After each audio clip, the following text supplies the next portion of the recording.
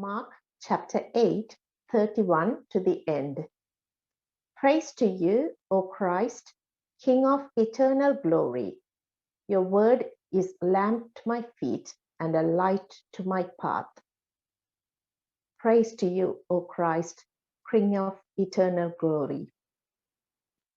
Hear the gospel of our Lord Jesus Christ according to Mark. Glory to you, O Lord. Then he began to teach them that the Son of Man must undergo great suffering and be rejected by the elders, the chief priests, and the scribes, and be killed, and after 3 days rise again. He said all this quite openly, and Peter took him aside and began to rebuke him. But turning and looking at his disciples, he rebuked Peter and said, "Get behind me, Satan, for you are setting your mind not on divine things, but on human things." He called the crowd with his disciples and said to them, "If any want to become my followers, let them deny themselves and take up their cross and follow me. For those who want to save their life will lose it, and those who lose their life for my sake and for the sake of the gospel will save it. For what will it profit them to gain the whole world and forfeit their life? Indeed, what can they give in return for their life? Those who are ashamed of me and of my words in the adulterous, sinful generation, of them the Son of Man will be ashamed when he comes in the glory of his Father with the holy angels." This is the gospel of the Lord. Praise to you, O Christ. I have very clear memories of what happened on the 28th of January, 1986. I was living in a student house at uni in Southampton, and we had just very proudly got ourselves a rented TV. It was the day of the latest space shuttle launch, Columbia. There was loads of excitement and build-up, not least because it was the first time that a civilian was on board, an American teacher, school teacher. And I remember walking into our lounge that afternoon to watch the launch, and my stomach did a lurch, because on the screen, instead of one plume of white smoke as the shuttle took off, suddenly there were two. As we now know, of course, the space shuttle had exploded and all the astronauts had been killed. It was confusing, it was shocking, it was hideous to watch. And the realization of what we had witnessed took a while to sink in. But I've never forgotten that day. And in fact, on the 35th anniversary, a month ago, one of my then housemates messaged me that day to say, "Do you remember this?"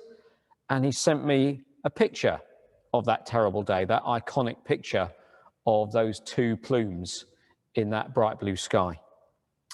None of us ever forgot the shock of seeing that moment. I wonder if that gives us some way into understanding the shock to the disciples at what Jesus told them in today's reading. Because their lives as disciples shifted significantly forever from that point on. It was a moment that they would never forget. To signify that shift, the passage we just heard sits right in the middle of Mark's Gospel. And actually, it marks a distinct pivot in Jesus's ministry and in the disciples' understanding of just what it was they'd let themselves in for. Up to this point, their journey with Jesus has been full of many moments of excitement. Difficult moments too, but more than anything else, moments of excitement, all of which pointed to this dynamic supernatural power they were seeing in Jesus, who was their friend. They'd been there at the feeding of the 4,000 and the 5,000. They'd seen Jesus walk on water. They'd witnessed him healing the deaf and the mute man. And of course, they had been hearing extraordinary teaching from his parables. So by this point, you could forgive the disciples if they had been buzzing. They must have been getting so excited as they had witnessed what Jesus was really capable of. And as it started to sink in for them who this man might be and the full potential he had to transform people's lives. And this first half of Mark's gospel culminates in the incident, which is in fact immediately before the passage we read, when Jesus says to the disciples, okay, you've seen all this, so who do you think I am? And Peter, typically forthright, typically the first one to speak, declares, you're the Christ. In other words, I can see from what I've witnessed that you are the long-awaited anointed one, the long-promised Messiah, the one who will restore the fortunes of Israel. So that's one side, one thing that happens just before today's reading. Just after today's reading, we get the Transfiguration, which we thought about a couple of weeks ago. The Transfiguration, where Jesus goes up the mountain, he meets with Elijah and Moses. He is transformed, so he's seen in all his glory. And then the voice of the Father speaks out of the cloud. This is my Son, the beloved, listen to him. But in between Peter's declaration that Jesus is the Messiah and the Transfiguration, right at the heart of Mark's gospel is this shocking moment, which the disciples will never forget. This declaration by Jesus of the truth of who he is. This Messiah, this anointed one, this beloved Son, tells his disciples that he has been called to suffer, to be rejected, to be killed, but then to be raised to life. And from here on in, the hectic pace of Mark's gospel, which has already begun, continues, but now the whole focus is leading inexorably to the cross. But because we know this story and we know how it ends, we can't begin to imagine what an utterly shocking, disorientating moment this must have been for the disciples. This wasn't how the story of the Messiah was meant to end at all. All that excitement and potential leading to this, Jesus must have got it wrong. So Peter's reaction, taking Jesus aside and rebuking him, was hardly surprising. But of course, Jesus hadn't got it wrong. He had come to fulfill and to embody the Old Testament prophecies of the suffering servant, the one who would come to suffer and to die on behalf of us all. And the way to glory for this Messiah, this suffering servant, was through the way of suffering and death. No other way. So in this moment, Jesus completely redefines the disciples' understanding of what it means that he is the Messiah. It will take them a very long time to take this in, probably until after the resurrection. But the shock doesn't end there, because now Jesus redefines what it means to be one of his followers as well. And at this point, what he has to say isn't just for the disciples, it's for everyone who might consider following him. And that's signified by the fact that at this point in the story, he doesn't just speak to the disciples, he pointedly calls the whole crowd to listen to him. And this is what he says to the crowd. If any want to become my followers, let them deny themselves and take up their cross and follow me. Do you know something? That is the first time that a cross is mentioned in Mark's gospel. And it's mentioned not in relation to Jesus, but in relation to his disciples.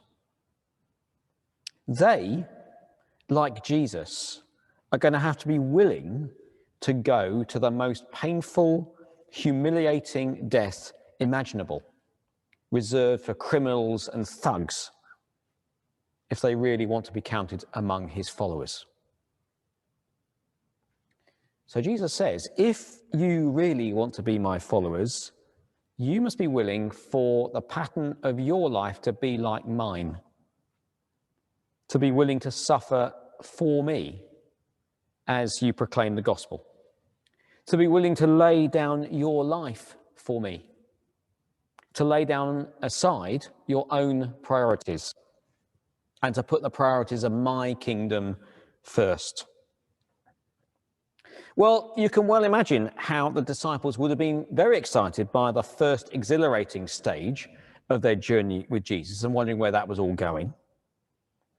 But when they realized the true reality of following Jesus from that day onwards, when it began to become difficult and dangerous and it might well involve suffering, would they still be willing to follow then?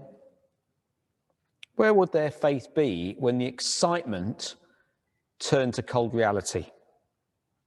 Would they still grow as disciples?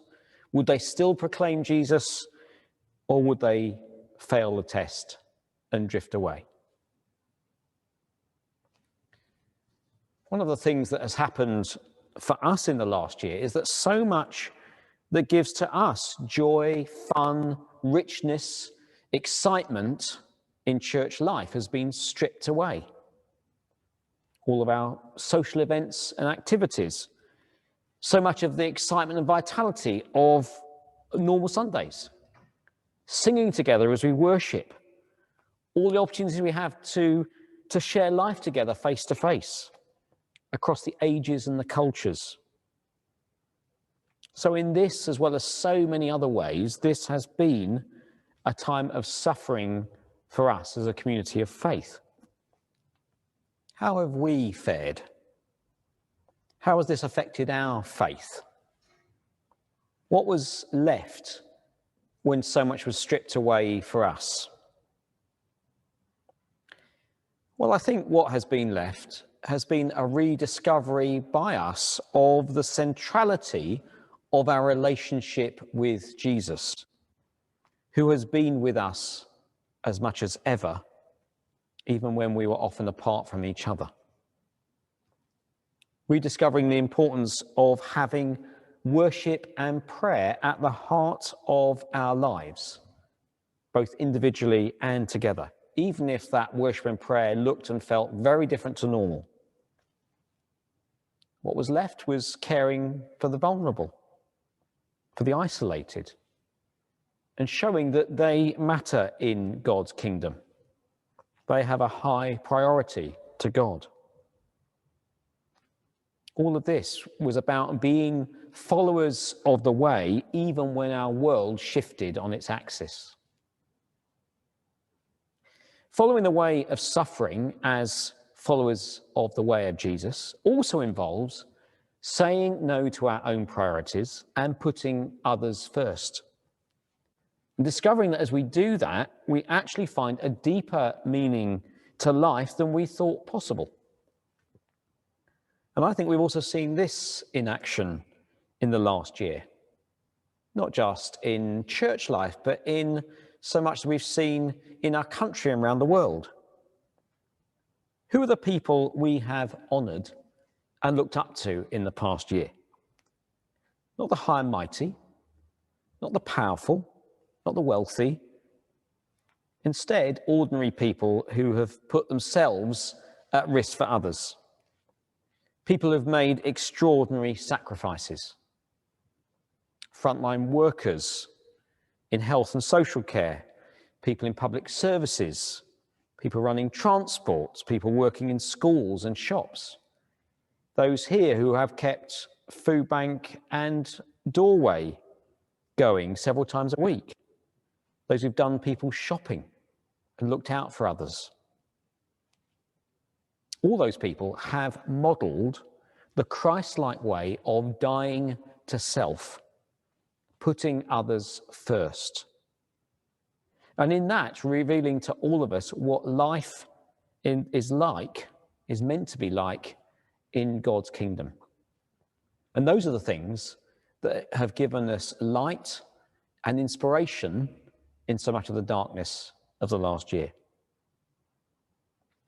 So as we prepare in the next few months to start to discover a new normal, let's remember what we've learned from this time of suffering, from this way of suffering, terrible and disorientating as it has been. As ever, if we follow God's way, the way of Jesus, and we give way to his priorities, then even through suffering for him, good things will undoubtedly come. I'm going to finish by reading as a poem that old worship song from Matt Redman called When the Music Fades. When the music fades, all is stripped away, and I simply come, longing just to bring something that's of worth that will bless your heart. I'll bring you more than a song, for a song in itself is not what you have required. You search much deeper within, through the way things appear. You're looking into my heart. I'm coming back to the heart of worship, and it's all about you, Jesus. I'm sorry, Lord, for the thing I've made it, when it's all about you, Jesus.